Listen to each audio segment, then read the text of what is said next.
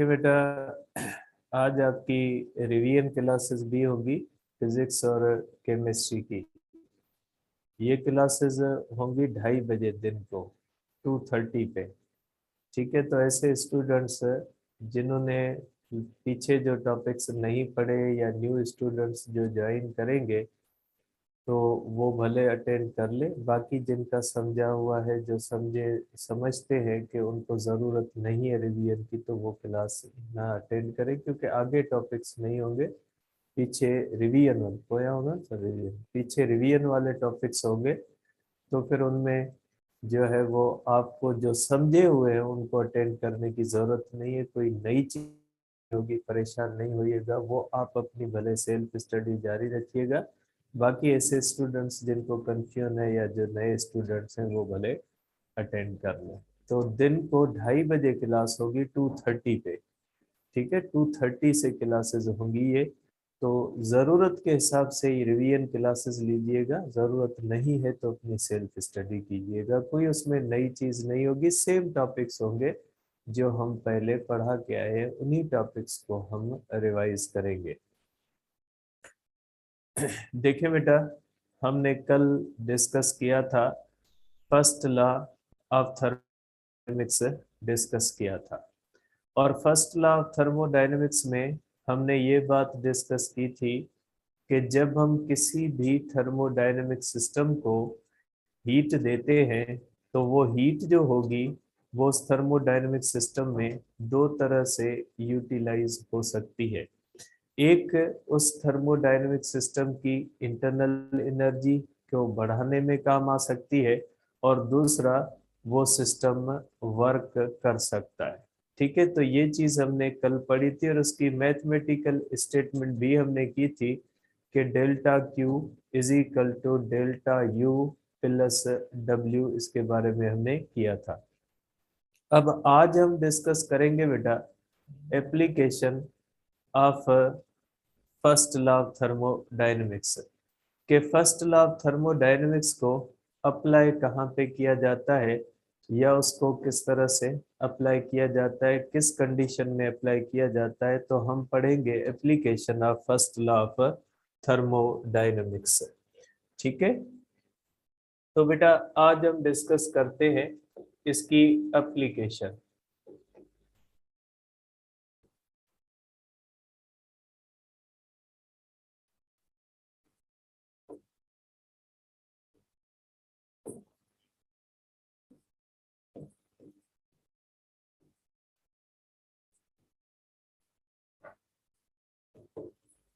ठीक है बेटा, तो हम पहली एप्लीकेशन पढ़ते हैं फर्स्ट लॉ ऑफ थर्मोडायनेमिक्स की।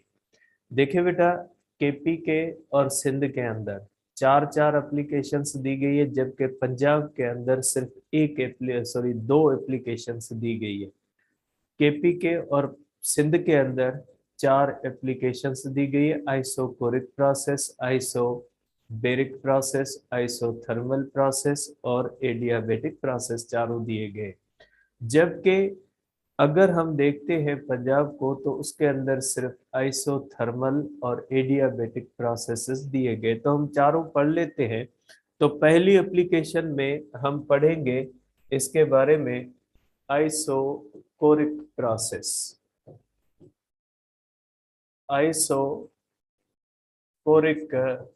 प्रोसेस, आइसो मीन्स ठीक है इक्वल या कांस्टेंट, कोरा मीन्स वॉल्यूम। ठीक है, आइसो वॉल्यूमेट्रिक प्रोसेस भी इसको कहा जाता है, आइसोकोरिक भी कहा जाता है और आइसो वॉल्यूमेट्रिक प्रोसेस भी जो है वो इसको कहा जाता है। अब सपोज करें बेटा, हमारे पास एक थर्मोडायनेमिक सिस्टम है इस तरह से। अब अगर एक ऐसा थर्मोडायनेमिक सिस्टम है, थर्मोडायनेमिक सिस्टम को आप सिंपली सिलेंडर और पिस्टन जो होते हैं ये आपके पास, इसको हम कहते हैं आइसोथर्मल, सॉरी ये जो है वो थर्मोडायनेमिक सिस्टम है। सपोज करें हमारे पास एक ऐसा थर्मोडायनेमिक सिस्टम है जिसका पिस्टन फिक्स है और जिसका वॉल्यूम फिक्स है। तो आप इसको डिफाइन किस तरह से करोगे? Process which takes place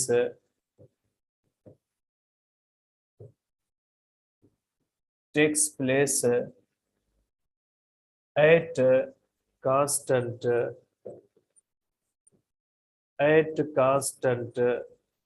volume.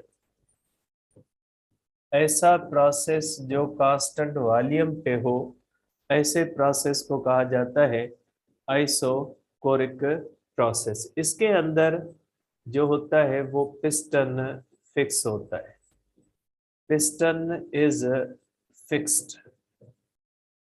ठीक है, इसके अंदर पिस्टन जो होता है वो फिक्स होता है। इस तरह से सिलेंडर ले बेटा, ये पिस्टन है, फिक्स पिस्टन है हमारे पास। ठीक है, अब ये पिस्टन ना ऊपर मूव करेगा ना नीचे मूव करेगा। आपको पता है जब पिस्टन मूव नहीं करेगा तो इसका वॉल्यूम चेंज नहीं करेगा।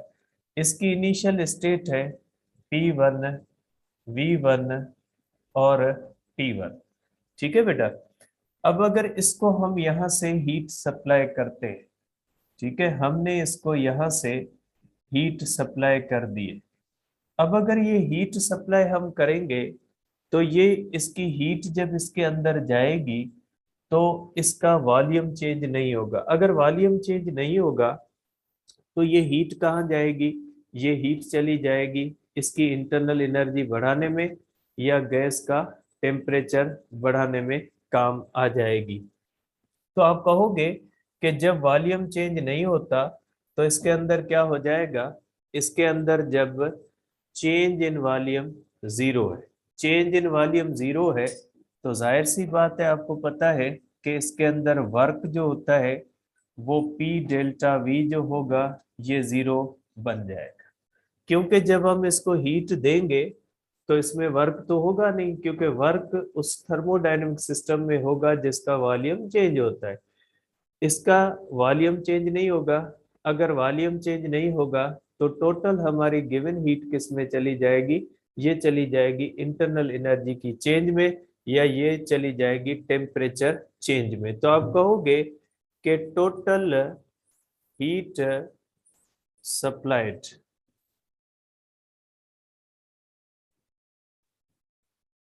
is converted into internal energy. इसमें पूरी की पूरी हीट किस में चली जाएगी? इंटरनल एनर्जी में चली जाएगी, क्योंकि law of conservation of energy कहता है कि जब आप हीट देते हो तो वो किसी और फॉर्म में जा सकती है बट वो डिस्ट्रॉय नहीं हो सकती। तो यहाँ पे हमारी गिवन हीट जो होगी वो सारी की सारी हीट जो है वो किस में चली जाएगी? ये चली जाएगी हमारी चेंज ऑफ इंटरनल एनर्जी के अंदर। तो देखिए, ये फर्स्ट लॉ ऑफ थर्मोडायनेमिक्स अगर इसके लिए हम लिखें तो आप लिखोगे कि फर्स्ट लॉ ऑफ थर्मोडायनेमिक्स क्या कहता है। फर्स्ट लॉ ऑफ थर्मोडायनेमिक्स इस सिस्टम के ऊपर अगर आप अप्लाई करो तो वो क्या कहता है? वो कहता है कि delta Q is equal to delta U plus W. तो आपको पता है बेटा कि डेल्टा यू, डब्ल्यू इसके अंदर होता है जीरो, तो प्लस जो होगा, इस तरह से आप इसको कर सकते हैं कि डेल्टा यू प्लस जीरो। तो आप कहोगे कि टोटल गिवन हीट हमारी किस में चली जाएगी? चेंज ऑफ इंटरनल एनर्जी के अंदर चली जाएगी। अब अगर इसको हम देखें एक और सेंस में, ठीक है बेटा, आपको पता है बेटा इन थर्मोडायनेमिक सिस्टम्स को इस्तेमाल करके हम हीट इंजन बनाते हैं बेटा। ये बहुत ही इंपॉर्टेंट बात है जो आगे हमें सेकंड लॉ ऑफ थर्मोडायनेमिक्स समझने में जो है वो आसानी करेगी। अगर in sense of heat engine देखें, और हीट इंजन का काम क्या होता है? हीट इंजन का काम होता है कि ये हीट को वर्क में कन्वर्ट करता है। सपोज करें हम इसको देखें in sense of heat engine, और एक ऐसा हीट इंजन बनाएं जो इस प्रोसेस पे काम करता हो। ठीक है बेटा, तो वो इंजन कितना काम कर सकता है? बेटा वो इंजन 0% काम करेगा। क्योंकि इंजन का काम क्या होता है, मैं एक डेफिनेशन लिख लूं फिर जो है वो हम इसको आगे डिस्कस करते हैं बेटा। ठीक है, अब इसको मैं लिखता हूं हीट इंजन के सेंस में। Heat engine. अब ये हीट इंजन क्या होता है बेटा? Heat engine machine which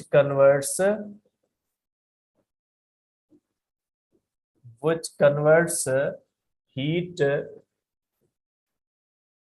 into mechanical work। ऐसी मशीन जो किसको कन्वर्ट करे? हीट को मैकेनिकल वर्क में कन्वर्ट करे। इसके अंदर जो इनपुट होता है, इसके अंदर इनपुट जो होती है वो हीट होती है, ठीक है। और आउटपुट इसके अंदर कौन सा होता है? आउटपुट होता है इसके अंदर वर्क। इंजन के अंदर हम हीट देते हैं और वर्क लेते हैं।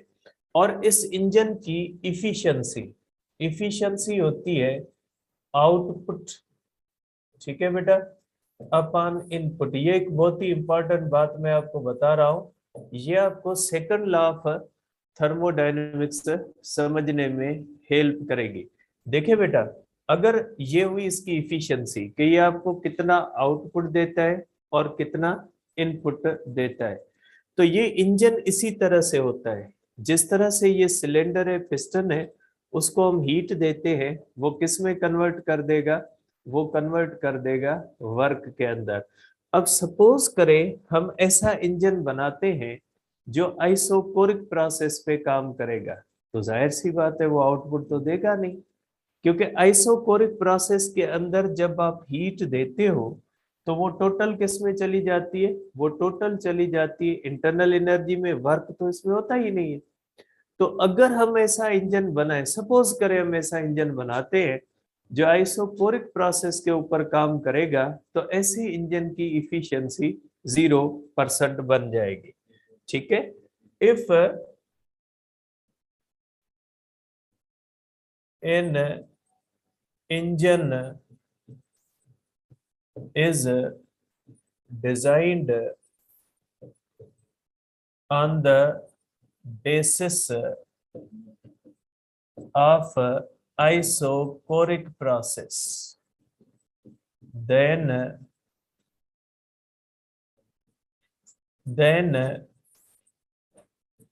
its efficiency is equal to output 0, input हम हीट देंगे तो इफिशिएंसी क्या हो जाएगी? 0 हो जाएगी। तो ध्यान में रखिएगा कि फर्स्ट लॉ ऑफ थर्मोडायनेमिक्स कहता है कि अगर आप ऐसा कोई थर्मोडायनेमिक सिस्टम लोगे जिसके अंदर वॉल्यूम की चेंज नहीं होगी, जिसका वॉल्यूम कांस्टेंट होगा, तो ऐसे थर्मोडायनेमिक सिस्टम को अगर हीट दोगे तो टोटल इंटरनल एनर्जी में चेंज होगी और उसका वर्क 0 हो जाएगा। अब अगर इसका ग्राफ बनाए बेटा, P V graph of isochoric process, ठीक है, जिसको आइसोकोर भी कहा जाता है। इसके ग्राफ को क्या कहा जाता है बेटा? आइसोकोर कहा जाता है। सपोज करें कि ये हमारे पास इस तरह से प्रेशर है, ये हमारे पास प्रेशर एक्सेस है, और ये हमारे पास वॉल्यूम एक्सेस है। प्रेशर और वॉल्यूम एक्सेस है इस तरह से, ठीक है। अब अगर हम देखते हैं, इसका इनिशियल प्रेशर P1 है, वॉल्यूम V1 है, और टेम्परेचर कौन सा है? T1 है। अब आपको पता है कि जब हम इसको हीट देंगे तो इसकी स्टेट प्रेशर P2, क्योंकि अंदर हीट जाएगी, चेंज इंटरनल एनर्जी चेंज होगी, प्रेशर बढ़ेगा, वॉल्यूम V1 रहेगा और टेम्परेचर T2 बन जाएगा, ठीक है। अब हम PV, ये प्रेशर एक्सेस है हमारे पास, और ये हमारे पास है वॉल्यूम एक्सेस। अगर इनिशियल कंडीशन देखते हैं तो इनिशियल प्रेशर जो है हमारे पास P1 है, ठीक है, और इसका वॉल्यूम V1 है, ठीक है। अब अगर आप इसका बनाए तो आप प्रेशर से इस तरह से बनाओगे बेटा, ये हो जाएगी, ये पॉइंट आपके पास हो जाएगी P1 V1 T1 की पॉइंट बन जाएगी। अब अगर देखें, हमने हीट दी, प्रेशर अंदर बढ़ा, ठीक है, प्रेशर अंदर बढ़ गया, वॉल्यूम सेम रहा और टेम्परेचर बढ़ जाएगा बेटा। तो प्रेशर कितना हो जाएगा, सपोज करें बेटा प्रेशर बन गया P2, वॉल्यूम तो सेम रहा बेटा, क्योंकि वॉल्यूम के अंदर तो कोई चेंज आई नहीं है। तो आप इसको इस तरह से करोगे कि वॉल्यूम जो होता है उसके अंदर किसी भी किस्म की चेंज नहीं आई। ये होगा P2, volume V1, temperature T2 हो जाएगा। तो बेटा अब अगर आप इसकी लाइन बनाओगे तो ये आइसोकोर की लाइन बनेगी। ये लाइन किसकी है बेटा, ये लाइन है आइसोकोर की। ठीक है, ये लाइन आप इसको कह सकते हैं कि ये लाइन आइसोकोर है। और ये लाइन आपको बताती है कि ये लाइन स्ट्रेट अप है, तो इसके नीचे एरिया अंडर कर्व 0 है। बेटा ये एरिया कंसीडर नहीं करेंगे, एरिया इस लाइन के नीचे।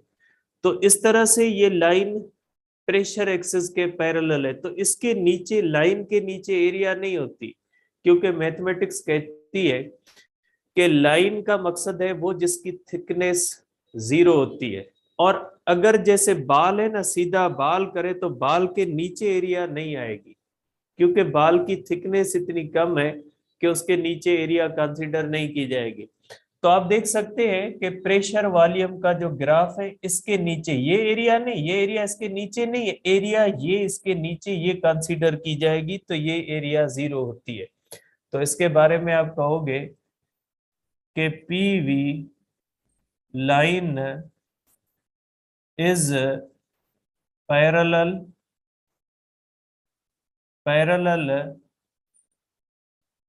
To P axis and perpendicular to V axis. ठीक है, और ये जो होती है area under curve is equal to 0, therefore इसके अंदर वर्क क्या हो जाएगा, 0 हो जाएगा।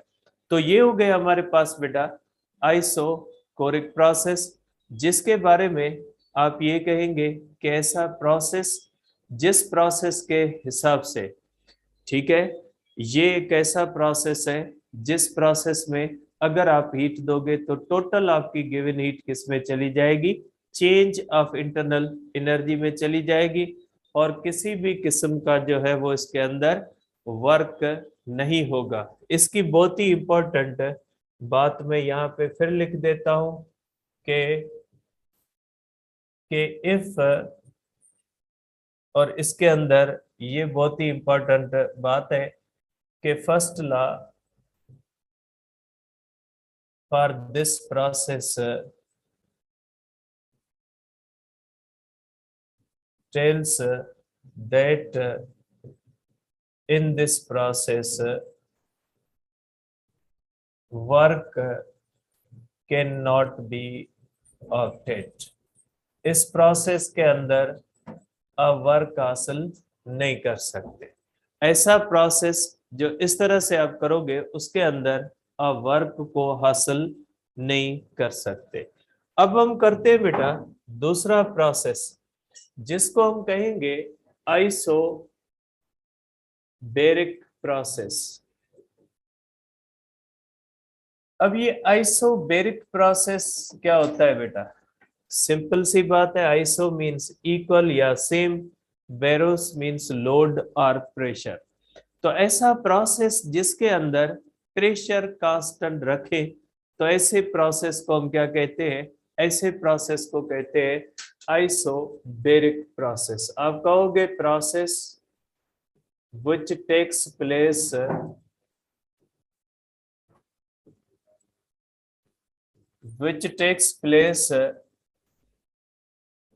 at constant pressure is called isobaric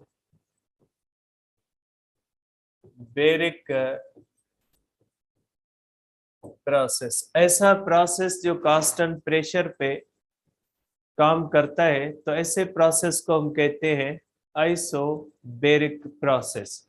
ठीक है, अब ये काम कैसे करता है इसको थोड़ा देखें बेटा। सपोज करें अगर हम एक ऐसा प्रोसेस करते हैं, ये हमारे पास थर्मोडायनेमिक सिस्टम है, सिलेंडर है और पिस्टन है। ठीक है, अगर हमारे पास एक सिलेंडर है, पिस्टन है, इसके अंदर इनिशियल स्टेट P1 है, V1 है, T1 है, इसके अंदर हम इस तरह से एक वर्किंग सब्सटेंस रखते हैं और वर्किंग सब्सटेंस रखने के बाद, ठीक है, वर्किंग सब्सटेंस रखने के बाद अगर हम ऐसे थर्मोडायनेमिक सिस्टम को हीट सप्लाई करेंगे, ठीक है, सपोज करें ऐसे थर्मोडायनेमिक सिस्टम को हम हीट सप्लाई करते हैं। ठीक है, अब इसके अंदर हमने क्या करना है, इसके अंदर हमने प्रेशर को कांस्टेंट रखना है। अब देखिए बेटा, इसके ऊपर एक तो प्रेशर ऊपर से होता है, एक अंदर से प्रेशर होता है। जब ऊपर वाला और अंदर वाला प्रेशर जो होता है वो इक्वल होता है, तो हम कहते हैं ये इक्विलिब्रियम स्टेट है। तो आप इसको कहोगे कि ये इनिशियल इक्विलिब्रियम स्टेट है हमारे पास। इनिशियल इक्विलिब्रियम स्टेट है बेटा, ये हमारे पास इनिशियल इक्विलिब्रियम स्टेट है। और इन इक्विलिब्रियम स्टेट का मकसद है इनिशियल प्रेशर और अंदर वाला प्रेशर और ऊपर वाला प्रेशर जो होगा वो बराबर होगा। अब देखिए बेटा, अगर ऐसे थर्मोडायनेमिक सिस्टम को हम यहां से हीट देते हैं, अगर हम यहां से हीट देंगे तो ये हीट जैसे इसके अंदर जाएगी तो अंदर इंटरनल एनर्जी क्या हो जाएगी, अंदर इंटरनल एनर्जी बढ़ेगी। अंदर इंटरनल एनर्जी बढ़ेगी तो मॉलिक्यूल्स की कुलियन जो होगी वो पिस्टन के साथ बढ़ेगी और पिस्टन ज्यादा एनर्जी के साथ कोलाइड करेंगे। और ये पिस्टन जो होता है, इसके अंदर पिस्टन जो है मूवेबल है। ठीक है, पिस्टन इज मूवेबल और volume is not fixed, volume fix नहीं है इस सिस्टम के अंदर। तो देखिए, जैसे ही हम इसको देंगे हीट, अंदर का प्रेशर बढ़ेगा, अंदर का प्रेशर बढ़ेगा तो ऊपर का प्रेशर तो कांस्टेंट है। अंदर का प्रेशर बढ़ने से पिस्टन ऊपर मूव करेगा, पिस्टन ऊपर मूव करेगा तो अंदर एक्सपेंशन आएगी और बढ़ा हुआ प्रेशर फिर कम हो जाएगा और ये पिस्टन ऊपर आके फिर यहाँ पे सपोज करे आके रुक गया। अब ये पिस्टन कितना ऊपर जाएगा ये डिपेंड करता है आपकी गिवन हीट पे।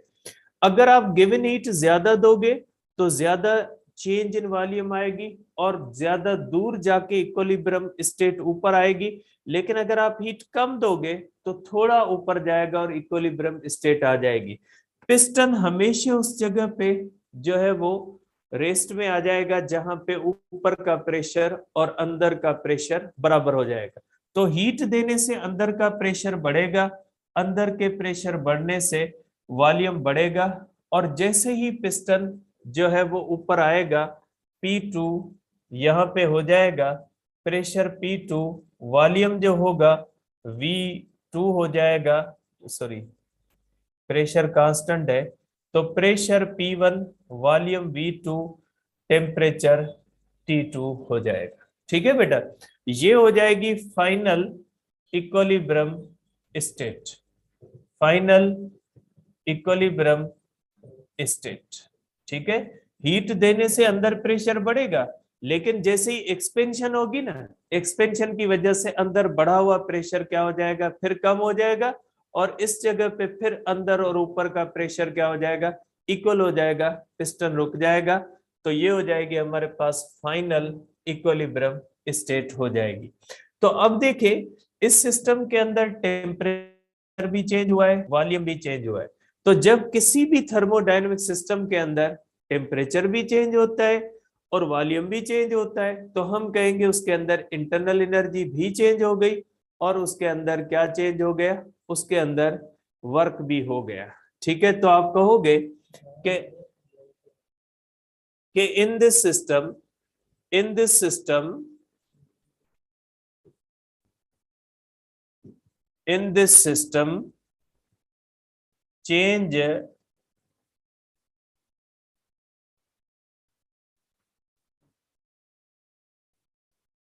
part of heat supplied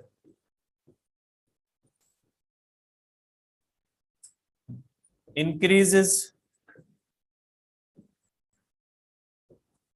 internal energy and part of heat is extracted as work done by the system।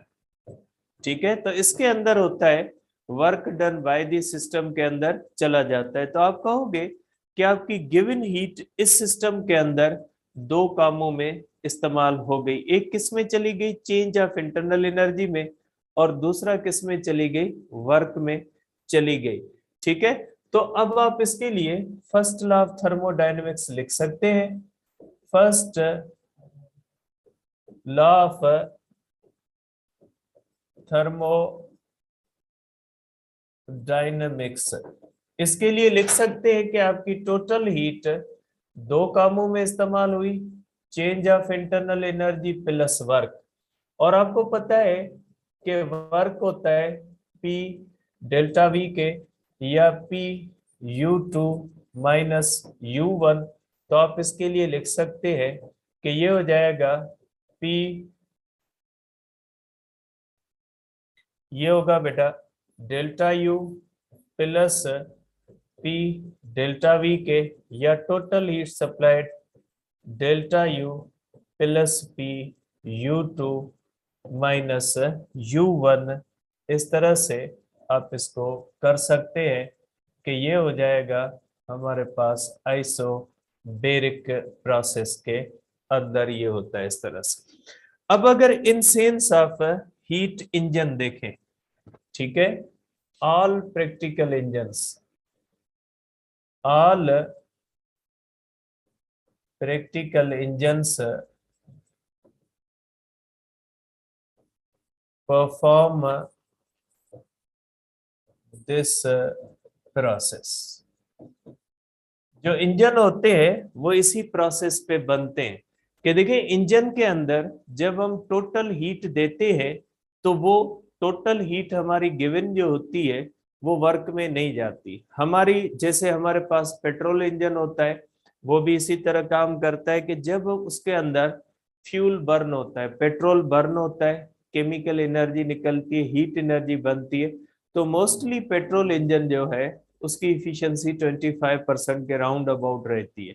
Means उसकी इफिशियंसी में ज्यादा पार्ट जो होता है वो एक्सपेल हो जाता है। और डीजल इंजन जो होता है मोस्टली 40% के करीब रहता है। तो इस तरह से आप देखते हैं कि प्रैक्टिकल इंजन सारे जो बनते हैं वो इस प्रोसेस पे बनते हैं। और ऐसा इंजन जो इस प्रोसेस पे बनेगा जाहिर सी बात है उसकी इफिशियंसी 0 से तो बड़ी होगी क्योंकि वो सब वर्क करेगा, और 100% से कम होगी। तो आप कहोगे कि इसके अंदर जो इफिशियंसी होती है वो जो होगी वो ग्रेटर देन 0% होगी बेटा, और लेस देन 100% होगी। तो इसकी इफिशियंसी जो होती है वो ग्रेटर देन 0% होती है और लेस देन 100% होती है। आपके सिंध के अंदर एक एग्जाम्पल दिया गया है स्टीम इंजन का। तो स्टीम इंजन का जो एग्जाम्पल दिया गया है ये एक प्रैक्टिकल इंजन का दिया हुआ है एग्जाम्पल। तो स्टीम इंजन के अंदर क्या होता है, इस तरह से हमारे पास एक बॉयलर होता है, इसको हम कहते हैं बॉयलर। ठीक है, इस तरह से उसके अंदर पानी होता है और हम उसको हीट देते हैं यहाँ पे, और यहाँ से वेपर प्रेशर होता है। ठीक है, यहाँ से वेपर प्रेशर निकलता है, वेपर्स निकलते हैं बेटा, हम स्टीम को जो है वो हीट देते हैं, वेपर्स बनते हैं, वेपर का प्रेशर बनता है, और इस तरह से सम हीट इसकी इंटरनल एनर्जी में जाती है, और प्रेशर से वो इंजन काम करना शुरू कर देता है या वो वर्क में कन्वर्ट कर देता है। तो स्टीम इंजन के अंदर भी यही प्रोसेस होता है। आप कह सकते हैं कि ये एक ऐसा प्रोसेस है जो प्रैक्टिकली इसको किया जाता है, और ये कैसा प्रोसेस होता है जिसके अंदर आपकी टोटल गिवन हीट वर्क में कन्वर्ट नहीं होती। अब अगर इसका हम करें कि ग्राफ किस तरह से बनेगा, पीवी ग्राफ या इंडिकेटर, इसको इंडिकेटर डायग्राम भी कहा जाता है, इसको हम कहते हैं बेटा इंडिकेटर, सबको कहते हैं बेटा, मैं इसको फिर आपको कंफ्यूजन होगी, तो इसको हम कहते हैं जो है वो आइसो बार। ठीक है, इसके ग्राफ को कहा जाता है आइसो बार। अब इसका ग्राफ इस तरह से बनेगा बेटा, सपोज करें ये हम प्रेशर एक्सिस बनाते हैं। ठीक है, ये हुआ हमारे पास प्रेशर एक्सिस, और ये हुआ हमारे पास है वॉल्यूम एक्सिस बेटा। ठीक है, अब प्रेशर P1 है, वॉल्यूम V1 है, टेम्परेचर T1 है, तो आप बना लें बेटा, सपोज करें ये प्रेशर P1 है, और ये आपके पास वॉल्यूम बेटा V1 है, ये वॉल्यूम एक्सिस है, और ये वॉल्यूम V1 है। तो ये आपके पास बन गई बेटा, ये आपके पास एक लाइन बन गई, pressure P1, volume V1, temperature T1 है। ठीक है बेटा, अब प्रेशर वही सेम रहता है, लेकिन वॉल्यूम क्या हो रहा है, बढ़ रहा है। देखिए प्रेशर वही सेम है, लेकिन क्या हो रहा है, वॉल्यूम बढ़ रहा है। तो आप इस तरह से करोगे कि प्रेशर वही सेम है, वॉल्यूम बढ़ रहा है। ये बीच मैंने बताया, लिख लीजिएगा। तो देखिए प्रेशर होगा P2, pressure P2, oh sorry, pressure P1, volume V2, temperature T2 हो जाएगा। अब इसकी लाइन ये हो जाएगी, अब इसकी लाइन जो होगी ये हो जाएगी इस तरह से। ठीक है, ये हो जाएगी लाइन। ठीक है, और ये लाइन हो जाएगी, और इसके नीचे देखें ये एरिया आ गई, ये जो एरिया है, ये एरिया इसके नीचे आ गई बेटा, नीचे वाली एरिया, साइड वाली एरिया ये नहीं, ये वाली एरिया। तो ये जो एरिया है ना बेटा, ये एरिया जो होगी ये वर्क के बराबर होगी। Area is equal to work है बेटा। ठीक है, मीन्स इसके अंदर वर्क होता है। अब मैं एक छोटी सी एक आपको एग्जांपल देता हूं। अगर आपको इसके अंदर दो ग्राफ दिए जाएं इस तरह से, एक ग्राफ इस तरह से बनता है, ठीक है, P1, V1, T1। एक ग्राफ आपका बनता है P1, V2, T2।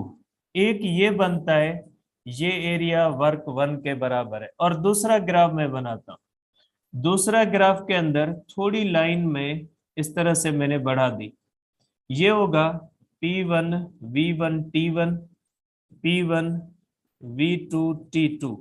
इसमें देखें, इसमें वर्क होगा W2। दो ग्राफ दिए, देखिए इस ग्राफ की एरिया कम है, इस ग्राफ की एरिया क्या है, ज्यादा है। तो आप इसके अंदर करोगे कि वर्क 2 जो होगा वो ग्रेटर देन वर्क 1 होगा, कि जिस ग्राफ के नीचे एरिया ज्यादा होगी उसका वॉल्यूम ज्यादा चेंज हुआ है, जिसके अंदर एरिया कम है उसका वॉल्यूम कम चेंज हुआ है। तो इस तरह से आप देखोगे कि ये जो है हमारे पास इस तरह से एरिया के हिसाब से आता है, कि जिस कर्व के नीचे एरिया ज्यादा होगी उसके अंदर वर्क जो होगा वो ज्यादा होगा। तो आप इसको कह सकते हैं बेटा कि ये हमारे पास आइसो जो है वो बेरिक प्रोसेस है। एक बात और भी नोट कर लीजिएगा कि आइसो बार जो होता है ये पैरेलल होता है, पैरेलल टू वॉल्यूम एक्सिस होता है, एंड परपेंडिकुलर जो होता है परपेंडिकुलर टू जो है वो प्रेशर एक्सिस होता है। ठीक है, ये perpendicular to the pressure axis होता है और पैरेलल जो होता है वो वॉल्यूम एक्सिस होता है। ठीक है, तो ये हुआ हमारे पास आइसोबैरिक प्रोसेस। ठीक है, आइसोबैरिक प्रोसेस का मकसद है ऐसा प्रोसेस जो किसके ऊपर हो, जो हो ऑन द बेसिस ऑफ जो है जिसके अंदर प्रेशर कांस्टेंट रहे। तो ऐसे प्रोसेस को हम कहते हैं कि ये आइसोबैरिक प्रोसेस है बेटा। ठीक है, तो ये हो गया हमारे पास बेटा सेकंड प्रोसेस। अब इन दोनों को पहले हम पढ़ लेते हैं बेटा, जो है वो हम पढ़ते हैं इसे केपीके से बेटा। ठीक है, अब इन दोनों प्रोसेसेस को हम पढ़ते हैं केपीके से। ये पहला प्रोसेस हमारे पास दिया हुआ है बेटा, आइसोकोरिक प्रोसेस बेटा। अब केपीके का बुक आइसोकोरिक प्रोसेस के बारे में क्या कहता है, या आइसोकोरिक प्रोसेस का मतलब या मकसद क्या है बेटा। ठीक है, इसका दूसरा पार्ट भी है, दूसरा पार्ट में लगा दूं, उसके बाद इसको हम डिस्कस करते हैं बेटा। ठीक है, ये हो गया इसका सेकंड पार्ट। ठीक है, इसके दो पार्ट हैं बेटा।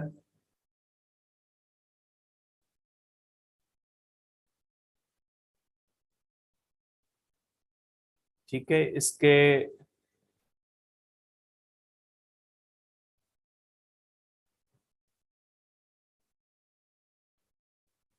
अब इसका सेकंड पार्ट है बेटा। सेकंड पार्ट पता नहीं कहाँ गया, इसको देखते हैं, पहले ढूंढते हैं कि इसका सेकंड पार्ट है कहाँ पे।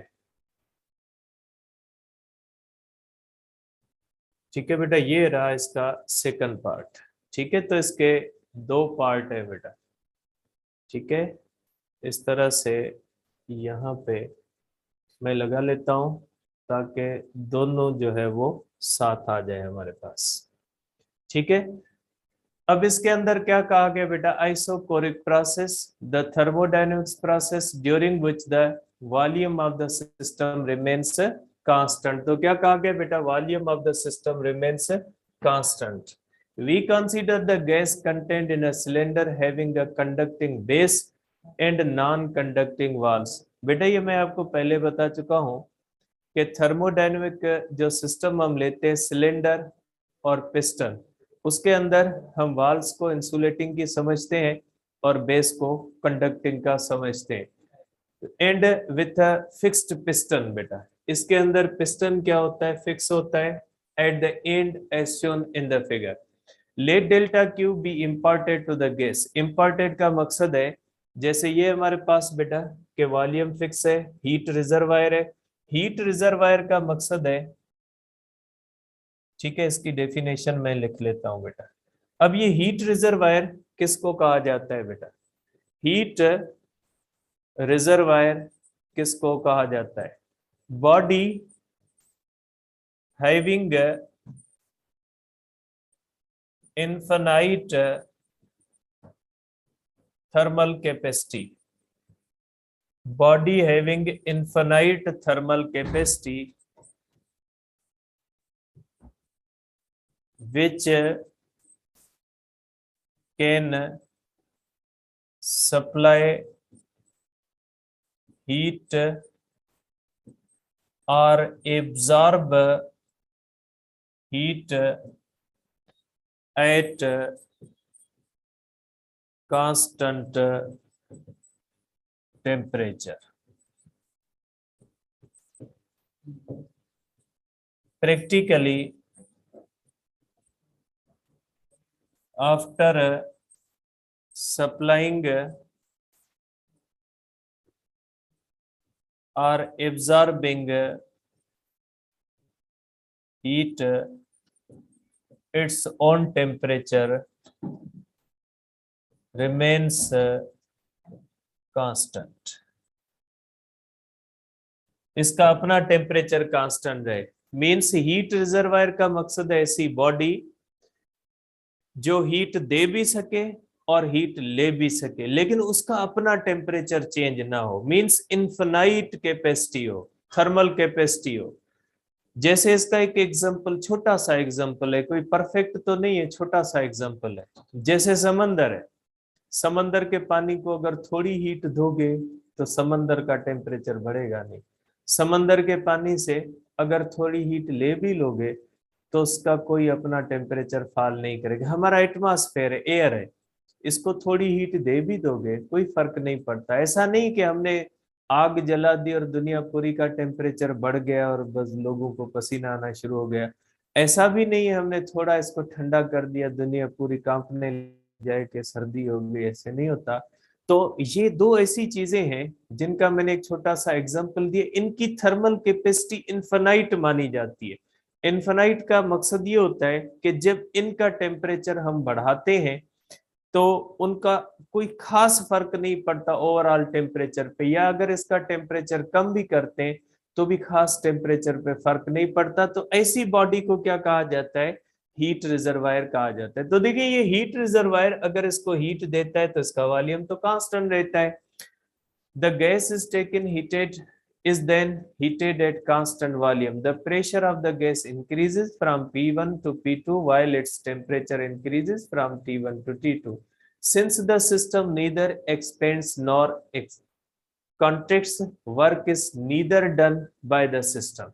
क्योंकि न एक्सपेंशन होगी न कंप्रेशन होगी, चेंज इन वॉल्यूम जीरो होगी, nor on the system delta W0. Using the first law, ये टोटल हीट किस में चली जाएगी, इंटरनल एनर्जी में चली जाएगी। This means that in an isochoric process the entire amount of heat supplied to the gas is converted to the internal energy.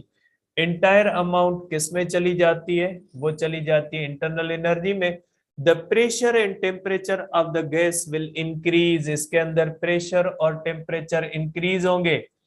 अगर आप हीट देते हो, अगर आप हीट लोगे ना तो प्रेशर और टेम्परेचर दोनों कम होंगे। जरूरी नहीं आप इसको ये समझो कि इसका हमेशा प्रेशर टेम्परेचर बढ़ेगा, नहीं, ये हीट देने की सूरत में अगर आप इसे हीट ले लो, ठीक है, अगर आप इसे हीट ले लोगे तो इसका प्रेशर भी कम होगा, टेम्परेचर भी कम। On the contrary, removal of heat from a system under isochoric condition, कि अगर आप रिमूव करते हैं, अगर आप रिमूव करते हैं, will cause an equivalent decrease in the internal energy।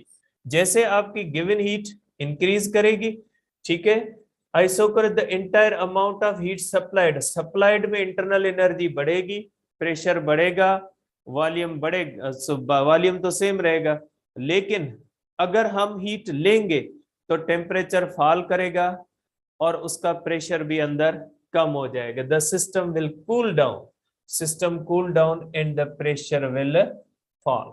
ठीक है, अब ये इसका ग्राफ है बेटा, ये जो है हमारे पास ये ग्राफ ऑफ आइसोकोरिक प्रोसेस है, आइसोकोर जिसको हम कहते हैं, इसको आइसोकोर कहा जाता है।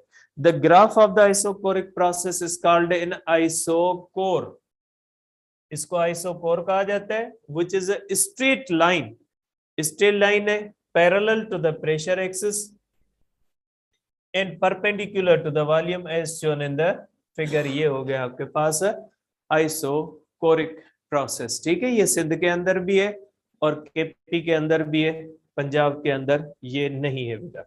ठीक है, अब आ जाते हैं हम आइसोबैरिक प्रोसेस पे, कि आइसोबैरिक प्रोसेस जो होता है वो हमें क्या बताता है बेटा। ठीक है, तो ये हो गया हमारे पास बेटा आइसोबैरिक प्रोसेस। ठीक है बेटा, देखते हैं कि आइसोबैरिक प्रोसेस जो होता है ये शुरू कहां से होता है। ठीक है, तो आइसोबैरिक प्रोसेस को डिस्कस करेंगे कि आइसोबैरिक प्रोसेस इसके बारे में हमें क्या बताता है बेटा। ये हो गया हमारे पास आइसोबैरिक प्रोसेस बेटा। ठीक है, आइसोबैरिक प्रोसेस क्या कहता है या किस चीज के बारे में कहता है, इसको डिस्कस करते हैं। हम डिस्कस कर चुके हैं पहले भी आइसोबैरिक को। आइसोबैरिक प्रोसेस है the thermodynamics process during which the pressure is keeped constant, pressure constant होता है, ठीक है बेटा, प्रेशर जो होता है इसके अंदर प्रेशर कीप्ड कांस्टेंट होता है। Isobaric expansion of a system is often used to convert heat into work. बहुत ही इंपॉर्टेंट बात है बेटा, जो मैंने कहा था ना, नॉर्मली जो प्रैक्टिकल प्रोसेसेस होते हैं, जो इंजन होते हैं, वो इसी प्रोसेस पे काम करते हैं, क्योंकि प्रैक्टिकली हम 100% हीट को वर्क में कन्वर्ट नहीं करते, तो प्रैक्टिकली जब हीट को हम वर्क में कन्वर्ट करते तो यही प्रोसेस इस्तेमाल करते हैं। प्रैक्टिकली ऑल हीट इंजन्स, ठीक है, depend on the transformation of heat into work. जाहिर सी बात है, इंजन का काम ही हीट को वर्क में कन्वर्ट करना है। We consider the gas contained in a cylinder having conducting base, non-conducting wall, same and frictionless piston। इसके अंदर पिस्टन जो होता है बेटा वो फ्रिक्शनलेस होता है, ताकि जो है वो, क्योंकि हम आइडियल कंडीशन कंसीडर कर रहे हैं तो हमारी हीट फ्रिक्शन में लूज ना हो। Let V1, T1 and P be the volume, temperature and pressure of the gas. When gas is heated, a certain amount of energy Q is transferred into the system। सम किस में चली जाती है? इस system के अंदर, means change of internal energy में चली जाती है। The gas expends and moves the piston upward. और सम पार्ट किस में चला जाता है? पिस्टन को ऊपर मूव करवाने में, मीन्स वर्क में चला जाता है।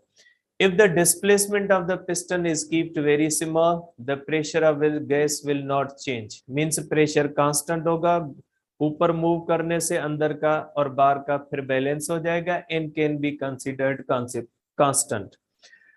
After expansion, the values of the temperature and volume of the gas becomes T2 and V2। इसके अंदर वॉल्यूम भी बढ़ता है, टेम्परेचर भी बढ़ता है। If the piston moves through a small displacement delta Y in the, then work जो होगा इसके अंदर upper direction, the work done by the gas. ये हम पढ़ के आए बेटा, फार्मूला हमने हीट और वर्क के अंदर कर लिया है कि वर्क किसके बराबर होता है, पी डेल्टा वाई, या work is equal to P delta. ये हम हीट एंड वर्क में बेटा ये पढ़ के आए हैं। अब इसका सेकंड पार्ट है बेटा, इसका सेकंड पार्ट क्या कहता है, केपीके के अंदर ये भी बेटा केपी का है, ठीक है। तो सेकंड पार्ट में हम देखते हैं कि ये क्या कहता है बेटा, ठीक है बेटा। ये हमें कहता है सेकंड पार्ट के अंदर कि where V1 is the initial volume, V2 is the final, and delta V is the increase in the volume, hence the work done by the gas which expands at constant pressure, work हो जाता है P delta. तो first law हो जाएगा, इस सूरत में मैंने कर लिया बेटा। The work performed by the expanding or contracting gas comes from one or both sources। ठीक है बेटा, heat supplied to the gas and the internal energy of the gas। The graph of the isobaric process is called isobar, which is a straight line parallel to the volume axis as shown in the figure। ठीक है, तो बेटा ये इसके अंदर जो heat होती है वो दो कामों में होती है, और ये देखें आइसोबार है जिसकी लाइन स्ट्रेट होती है, parallel to the volume axis होती है, perpendicular to the pressure axis होती है। तो इस तरह से ये वॉल्यूम के अंदर जो चेंज आती है बेटा, ये चेंज इन वॉल्यूम जो होती है, ये इसकी वजह से क्या आता है, इसके अंदर वर्क आता है। ठीक है बेटा, तो ये हो गया हमारे पास आइसोबैरिक प्रोसेस। अब दो प्रोसेस रहते हैं, कल डिस्कस करेंगे इंशाल्लाह। इसके बाद आपकी बायो और इंजीनियरिंग वालों की मैथ की क्लास इंशाल्लाह कल आगे डिस्कस करेंगे।